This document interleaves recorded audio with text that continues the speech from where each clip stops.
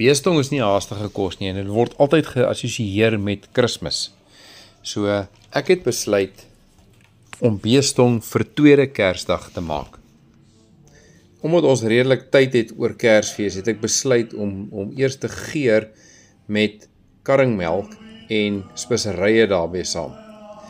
Hy het vir 2 dae 48 uur in die yskas gebly.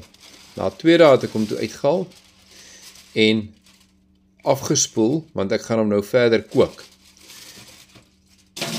Die idee met die karringmelk was dat ek hom sagter wou laat maak en dat hy ook bietjie van daardie ander amper metaalgeur en smaak uit die tong uit wil vat.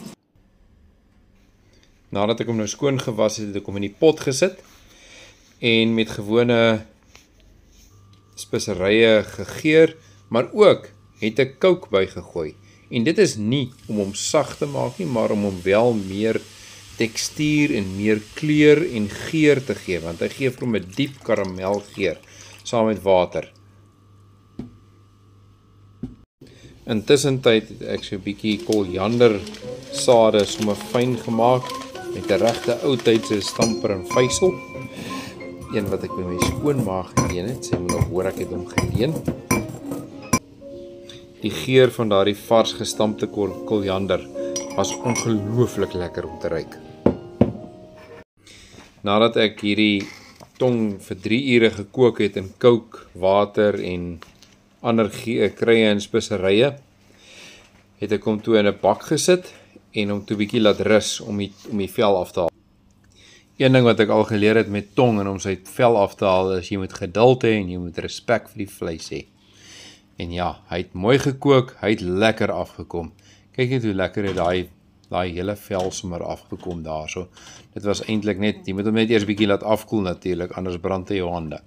Maar nou het ek daarom 'n nuwe skool vir my tekkies gekry ook daarmee saam.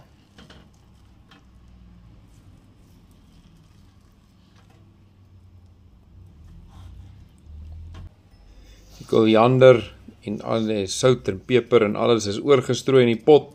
Hy het gelê en wag om vuur toe te gaan.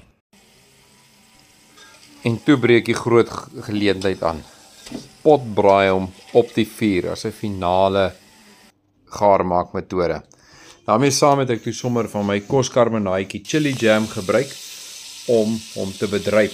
Ek het daarmee saam bietjie ander vloeistowwe soos kook ook weer bygegooi en uiteindelik is hy op die tafel gesit. Hy was super sag geweest en ek het hom heerlik gesny. Kyk net hoe pink en donker pink is daai vleis, ook as gevolg van die kook waarin hy gelê het en gekook het. Hierdie was 'n wenner geweest en ons het dit saam met lekker brood ook geëet.